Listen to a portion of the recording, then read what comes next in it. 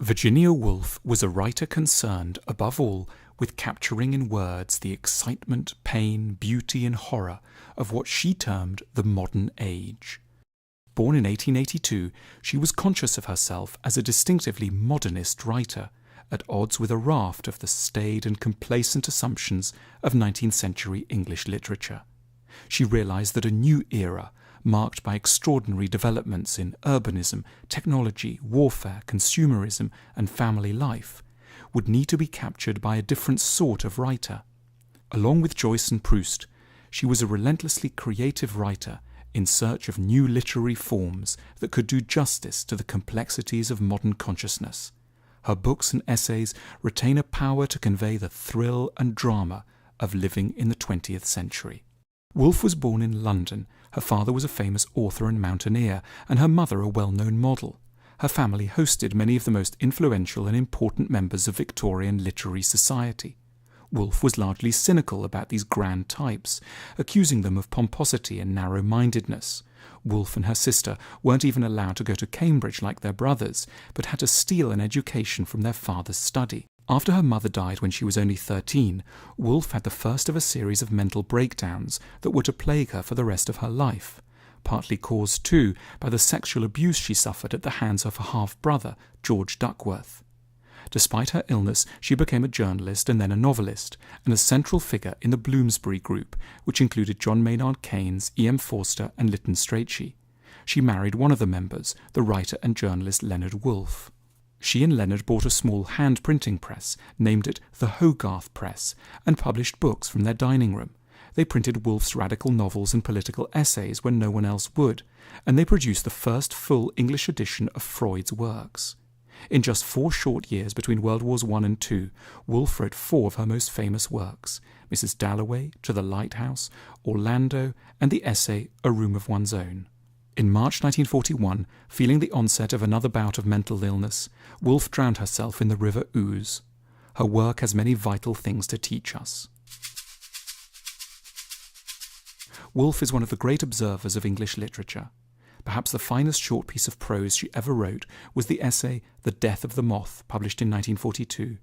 It contains her observations as she sits in her study watching a humble moth trapped by a pane of glass. Rarely have so many profound thoughts been eked out from such an apparently minor situation, though for Woolf there were no such things as minor situations.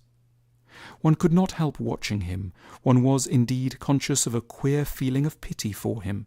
The possibilities of pleasure seemed that morning so enormous and so various that to have only a moth's part in life, and a day moth's at that, appeared a hard fate, and his zest in enjoying his meagre opportunities to the full pathetic. He flew vigorously to one corner of his compartment, and after waiting there a second flew across to the other. What remained for him but to fly to a third corner and then to a fourth?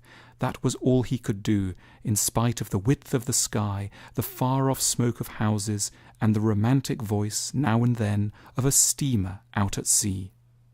Woolf noticed everything that you and I tend to walk past: the sky, the pain in others' eyes, the games of children, the stoicism of wives, the pleasures of department stores, the interest of harbours and docks. Emerson, one of her favourite writers, may have been speaking generally, but he captured everything that makes Woolf special when he remarked, "In the work of a writer of genius, we rediscover our own neglected thoughts." In another great essay, On Being Ill, Woolf lamented how seldom writers stoop to describe illness, an oversight that seemed characteristic of a snobbery against the everyday in literature. English, which can express the thoughts of Hamlet and the tragedy of Lear, has no words for the shiver and the headache. The merest schoolgirl, when she falls in love, has Shakespeare or Keats to speak her mind for her. But let a sufferer try to describe a pain in his head to a doctor, and language at once runs dry. This would be her mission. Woolf tried throughout her life to make sure language would do a better job at defining who we really are, with all our vulnerabilities, confusions, and bodily sensations. Woolf raised her sensitivity to the highest art form. She had the confidence and seriousness to use what happened to her, the sensory details of her own life, as the basis for the largest ideas. Woolf was always profound, but never afraid of what others called trivial. She was confident that the ambitions of her mind, to love beauty and engage with big ideas, were completely compatible with an interest in shopping, cakes and hats, subjects on which she wrote with almost unique eloquence and depth. In another particularly good essay of hers called The Oxford Street Tide, she celebrates the gaudy vulgarity of this huge London shopping street. The moralists point the finger of scorn at Oxford Street. It reflects, they say, the levity, the ostentation, the haste and the irresponsibility of our age. Yet perhaps they are as much out in their scorn as we should be if we asked of the lily that it should be cast in bronze, or of the daisy that it should have petals of imperishable enamel. The charm of modern London is that it is not built to last, it is built to pass. In an accompanying essay, equally open to the unprestigious side of modern life, Woolf goes to visit the giant docks of London. 1,000 ships with 1,000 cargoes are being unladen every week, and not only is each package of this vast and varied merchandise picked up and set down accurately, but each is weighed and opened, sampled and recorded, and again stitched up and laid in its place, without haste or waste or hurry, or confusion by a very few men in shirt sleeves, who, working with the utmost organization in the common interest, are yet able to pause in their work and say to the casual visitor, "Would you like to see what sort of thing we sometimes find in sacks of cinnamon? Look at this snake." Woolf was deeply aware that men and women fit themselves into rigid roles, and as they do so, overlook their fuller personalities. In her eyes, in order to grow, we need to do some gender bending. We need to seek experiences that blur what it means to be a real man or a real woman. Woolf had a few lesbian affairs in her life, and she wrote a magnificently bold, queer text, Orlando, a portrait of her lover Vita, described as a nobleman who becomes a woman. She wrote, "It is fatal to be a man or woman pure and simple. One must be woman manly or man womanly." In her anti-war tract, 3 Guineas, Woolf argued that we will only ever end war by rethinking the habit of pitting of sex against sex. All this claiming of superiority and imputing of inferiority belong to the private school stage of human existence, where there are sides, and it is necessary for one side to beat another side, and of the utmost importance to walk up to a platform and receive from the hands of the headmaster a highly ornamental pot.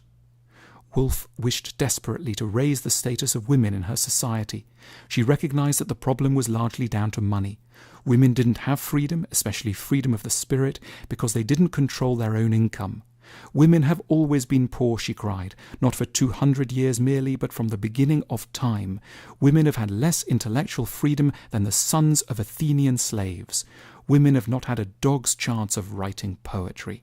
Her great feminist rallying cry, "A room of one's own," culminated in a specific political demand. In order to stand on the same intellectual footing as men, women needed not only dignity, but also equal rights to education, an income of £500 a year, and a room of one's own. Woolf was probably the best writer in the English language for describing our minds without the jargon of clinical psychology. The generation before hers, the Victorians, wrote novels focused on external details, city scenes, marriages, wills. Woolf envisaged a new form of expression that would focus instead on how it feels inside to know ourselves and other people. Books like Woolf's, which aren't overly sarcastic, aren't caught up in adventure plots or cradled in convention, are a contract. She's expecting us to turn down the outside volume, to try on her perspective, and to spend energy with subtle sentences. And in turn, she offers us the opportunity to notice the tremors we normally miss, and to better appreciate moths, our own headaches, and our fascinating and fluid sexualities. If you like this video, then I think you'll really appreciate Wisecrack, another fine channel on YouTube that also celebrates literature, philosophy, cinema, psychology and more.